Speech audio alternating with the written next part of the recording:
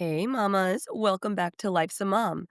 Today, we're going to talk about something that doesn't get enough space, but affects almost all of us: marriage after kids.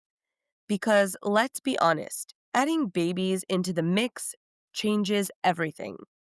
The love is still there, but suddenly your time, your energy, even your patience, it's all being pulled in a million directions. And your marriage can start to feel different, right? So when you have kids, your marriage doesn't just keep running on autopilot. Overnight, your roles change. Think about it. Literally, you become a parent in a second, and it really changes everything. So your roles change, right? One of you might be more focused on work, the other more focused on the kids, and both of you are just trying to stay afloat. It's not that you stop loving each other, but the dynamic shifts. And instead of being partners in an adventure, you suddenly feel like coworkers trying to manage a household. And here's the thing that nobody really tells you: that shift can feel very lonely. You might look at your partner and think, we used to laugh more, or we used to have more fun. And that's normal. It's not a sign that your marriage is failing. It's a sign that your marriage is evolving. I'm going to be really honest here. When you're exhausted, stressed, and running on fumes, it is so easy to just snap. Maybe it's a comment about the dishes, or about who got more sleep, or even about in laws or family dynamics. And before you know it, words fly that you don't mean. It happens to the best of us. So if this has happened to you, do not feel badly, please. Obviously, we all make mistakes. And I remember telling my husband, we had this thing like, babe, whatever I say throughout my postpartum experience, like, let's not remind ourselves of that, because as moms, we feel it too, but the dads do too. Your partner feels it as well. But here's the truth, okay? In this season of life, words weigh more because both of you are already stretched thin. So one comment can hit deeper than you expected. I've learned that saying things in the heat of the moment doesn't just end the argument, it leaves a crack. And too many cracks build walls. And one thing that's helped me is practicing saying "I feel" instead of "you always" or "you never." It sounds small, but it changes everything. "I feel overwhelmed when I don't have help" lands so much softer than "you don't care about me," right? So, same emotion, less damage. It really is. And my husband taught me this as well. You can say anything you want, it's all about how you say it. And I think that is something I didn't learn growing up. So, that was something super hard for me because I was always super direct. I never thought about, I never took a second to step back and say to myself, how can I word this in a way where it comes across nicely, but also for the other person to understand where I'm coming from? Because your goal is never to hurt the other person. You want them to hear you, you want them to understand you. At the same time, you don't want to come off as a bitch.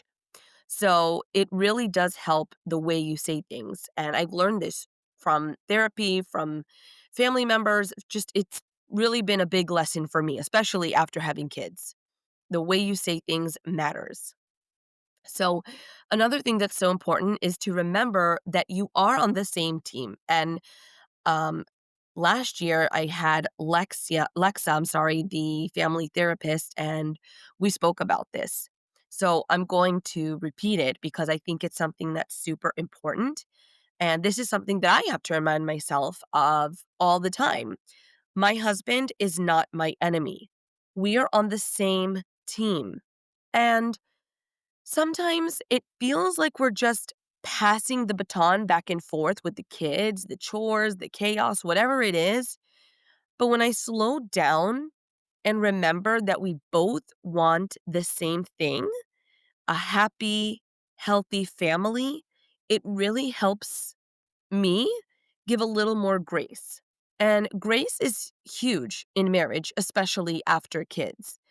Grace for your partner, um, but also grace for yourself. Because this is a season, and people seem to forget that because sometimes we're in the moment and we don't think straight. And that's okay. That is normal. But yes, it's definitely hard. And it doesn't mean that love is gone. It means love looks different right now.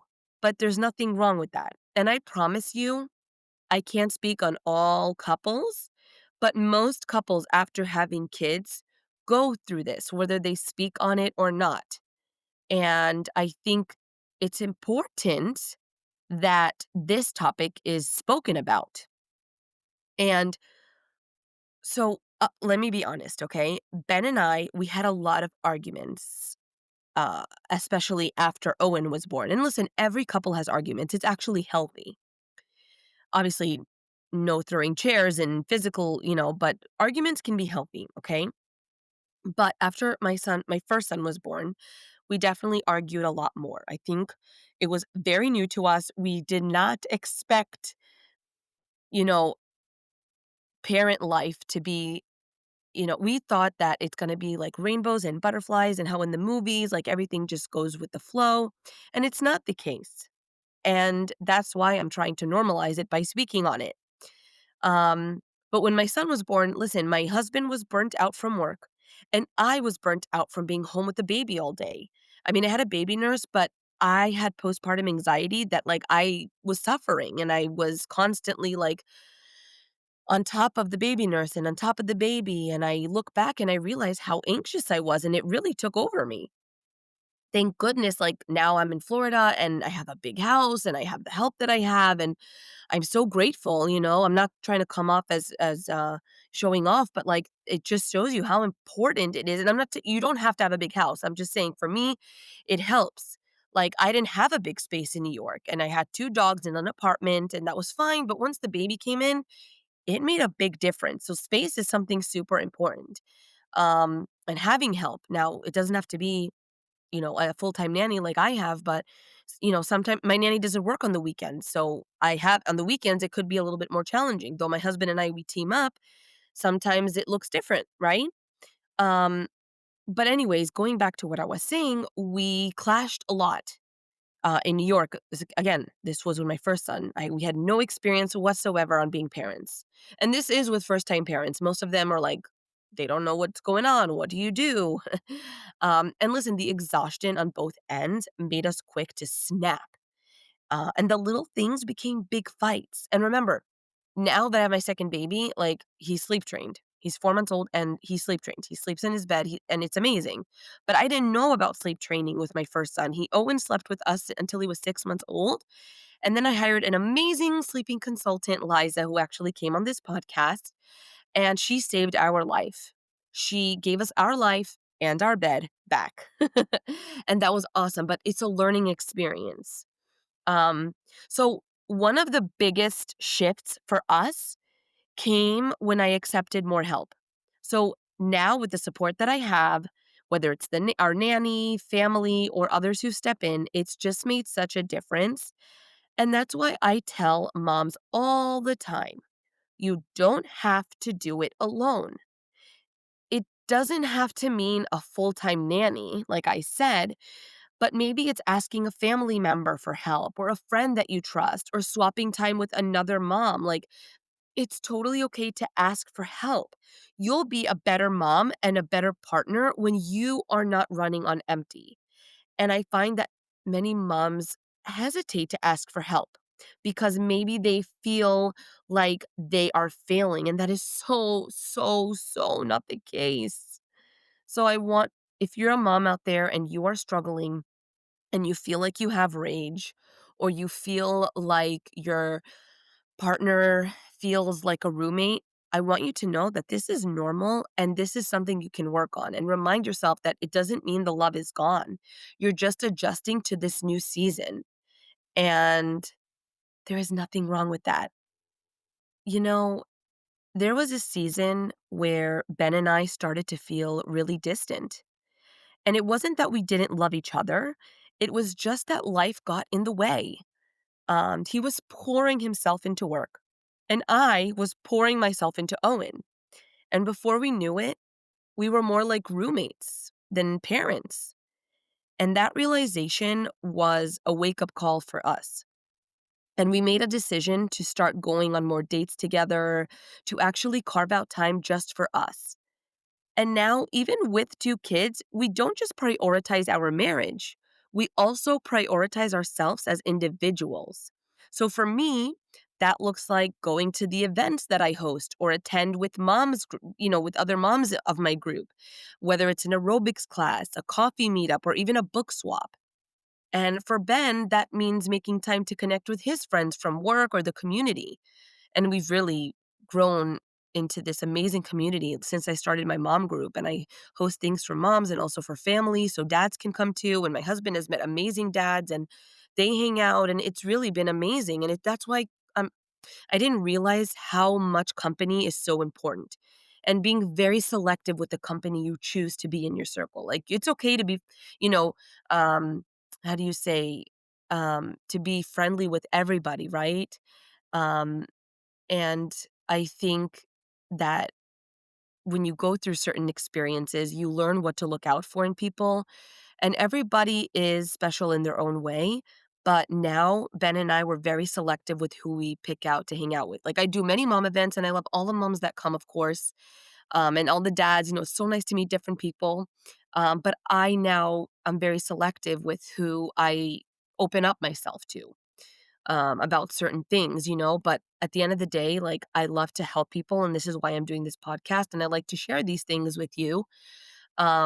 So, Ben has his group of dads that, they'll hang out with and they'll talk about kid stuff and do their thing. And I go with moms. And then we also have double dates and then we go on dates alone. Like, company and the type of company you have around you is super, super important.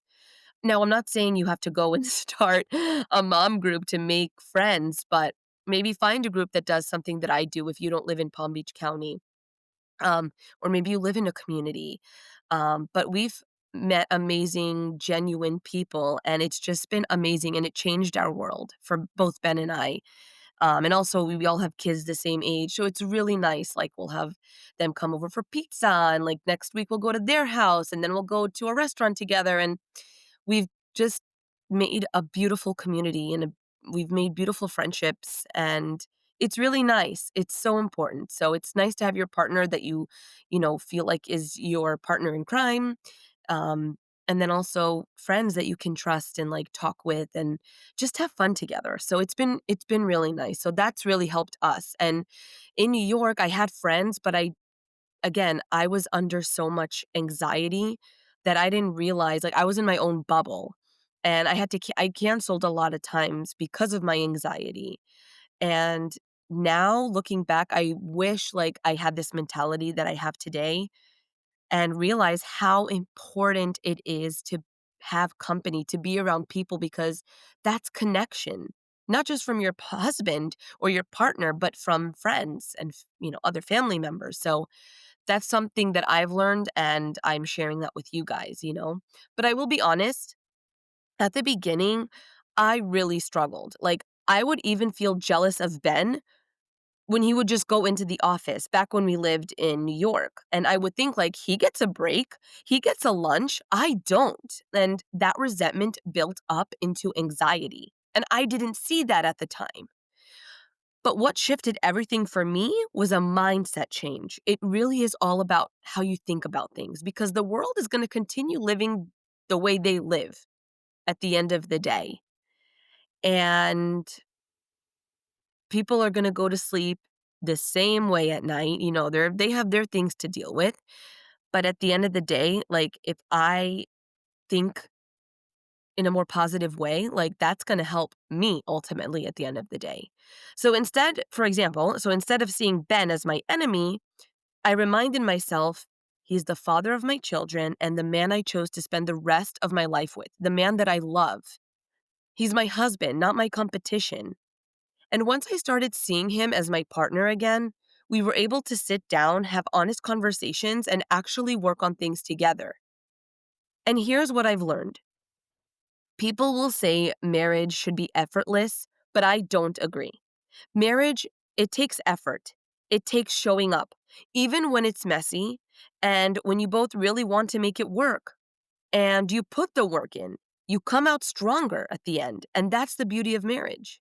And I can finally say, Ben and I are in such a better place now, not because it was easy, of course, but because we chose to fight for each other instead of against each other. And that's the beauty of all of it. So, if you're listening to this and thinking, we fight more now, or it feels harder than it used to, I want you to know that you're not broken and you're not alone. Your marriage is adjusting to one of the biggest changes life can throw at it. So keep talking, keep trying, and keep choosing each other, even in the messy moments, because at the end of the day, your kids don't just need parents who love them, they need parents who love each other. And that love, even if it looks different right now, is still worth protecting. Thanks for being here. Take care of you, and I'll meet you back here next week on Life's a Mom.